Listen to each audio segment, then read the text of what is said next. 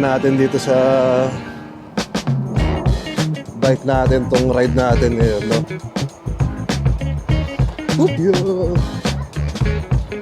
Yung mount hindi ko pa naayos, kaya hindi ko alam kung maganda ba yung ano natin, yung view ng camera. Kasi first time ko rin ilagay dito yung mount. Mamaya matetesting natin to, kaya di kami maglolong. Tetesting natin kung hanggang ilang kilometers ba yung kaya nito. Kung kaya niya magbalikan sa Sanford per Google, ano naman siya, 60 to 80 kilometers naman yung tinatagal ng bike na to. Uy, malubak yun, ha.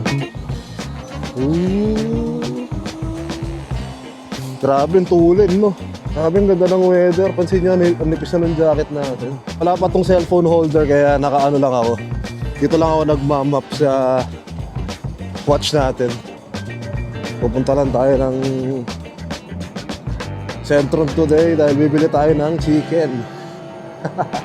Yes, bibili lang ako ng dinner. At itong lugar na to, yung unang punta sa Netherlands, dito kami nag-inom. Itong area na to. Shortcut na, so hindi na tayo dumaan sa parang windmill, no, sa looban. Yan, dito kami exactly nag-inom nila Wesley nun.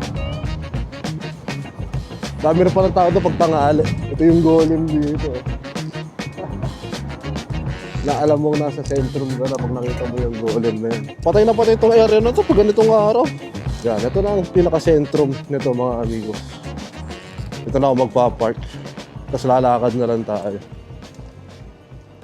Yan, dito tayo bibili, mga amigos, Kalite na supermarket. Kasi Kalite Kalite. Yeah. Kasi dito mura din ang mga bilihin. Napasok na tayo. Tayo ng manok dito. Ganun lang kabilis, mga amigos, sa kabili na agad tayo ng 3 kilo na manok. Bumili ako ng legs, tapos flat, yung wings. And maganda doon sa store na yun kasi mura. At sa itong bag natin, yan ang pinaka-need nyo na bag. The type of bag. Not necessarily naman na ito mismo, pero yung ganitong bag ang kailangan nyo once na dito kayo nakatira sa Netherlands. Kasi dito, laging maulan. Kaya maganda, nag-i-invest kayo sa mga waterproof na mga gamit. Ito na yung windmill, mga amigos. Ang ganda. Wow!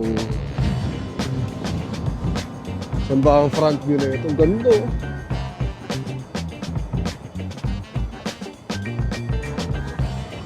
Papakita ko na rin sa inyo. Cebu City Bridge. Diba? So yun lang. That's it for this video, mga amigos. See you na lang sa susunod na vlog. Ciao!